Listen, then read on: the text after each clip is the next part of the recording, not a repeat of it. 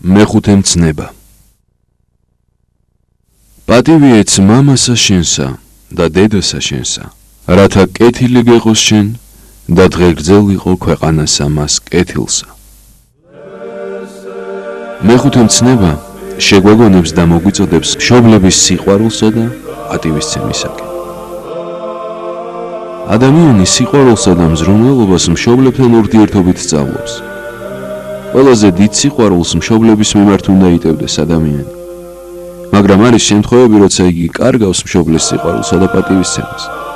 მისი დაკარგვით კი მთლიანად ადამიანურ სახეს.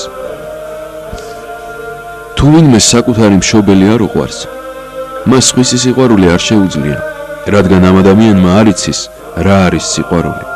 მთლიანად აკლდება ამ მადლს.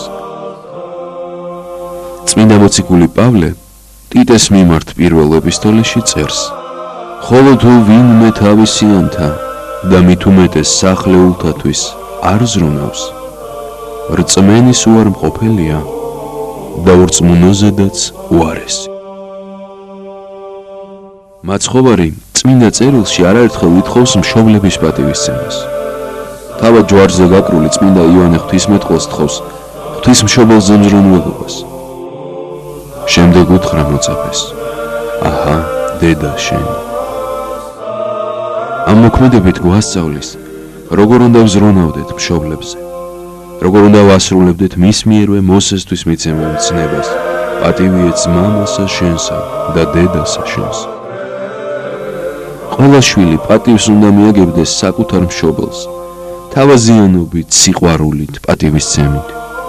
მზრუნველი შვილები მშობლებთან ურთიერთობაში არ დაუშვებენ მკვეთრ და უხეშ პასუხს, უთანხმოებას, დაცინვას. შვილების მხრიდან მცირედი წყინაც კი ძალზე დიდ ტკივილს იწვევს მშობლების გულში. ზოგ შემთხვევაში შვილი არ ითხოვს პატიებას მშობლისგან, რაც ძალზე მძიმე მდგომარეობაა. თუ კი მშობელი გარდაიცვლება ისე, რომ პატიებას არ გამოითხოვს, ეს ტვირთი მას მთელი ცხოვრებაში აწუხებს და მოსვენებას არ მისცემს. ამიტომ თუ ვაწყენინებთ მშობელს, მალევე უნდა ვითხოვოთ მისგან პატიება, რომ ჩვენც ასეთ მდგომარეობაში არ აღმოჩნდეთ. შვილები უნდა ემორჩილებოდნენ მშობლების რჩევადარიგებებს, მითითებებს, იმ შემთხვევაშიც თუ მშობელი მკაცრია ან ჭირვეული. რადგან უფალს არ უთქვამს, თუ მშვიდი და მოსიყვარულია მშობელი, მაშინ გიყვარდეს იგი. ხოლო თუ მკაცრი და ჭირვეულია, პატივს არ უნდა სცემდეო.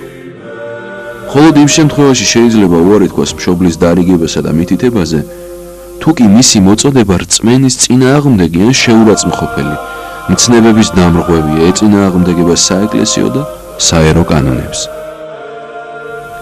მეხუთე მცნება ასევე გვასწავლის და გვავალდებულებს მოხუცებულობისა და ავადმყოფობის ჟამს მშობლებზე ზრუნვას.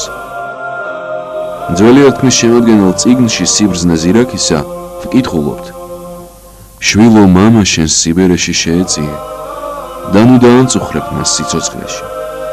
თუ გონება მოაკლდეს, გულმოწყალება იქონიე და მთელი შენი ძალით ნუ შეურაცხყოფ მას, რადგან მამის შეწყალება არ დაგეკარგება და ცოდვათა მიუხედავად აშენდები.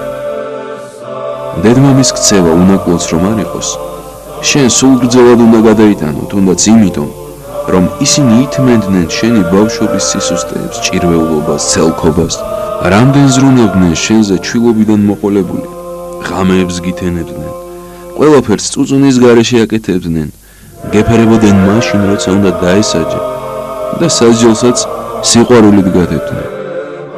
მთელი გულით განადიდე მამა შენი და ნუ დაივიწყებ დედა შენის ტკივილებს. გახსოვდეს, რომ მათგან დაიბადე. რას მისცემოთ ამის სამოცვა? მშობლების უპატივცემულობა და ოჯახში ერთმანეთის უგულებელყოფა იწყებს საზოგადოების რღვევას, რადგან უმთავრესი ბურჯი საზოგადოების ძლიერებისა არის ოჯახის სიმყარე. ასეთი რღვევა ამავდროულად ეკლესიისგან განდგომის დასაწყისია. აუცილებელია მშობლებისგან ახალი საქმის დაწყების ან განსაკუთრებული და მნიშვნელოვანი გადაწყვეტილების მიღების წინ კურთხევა ავიღოთ, თავი დავალოცინოთ. ეს ღვთისადმი მორჩილება და მისი მეხუთე მცნების აღსრულებაა.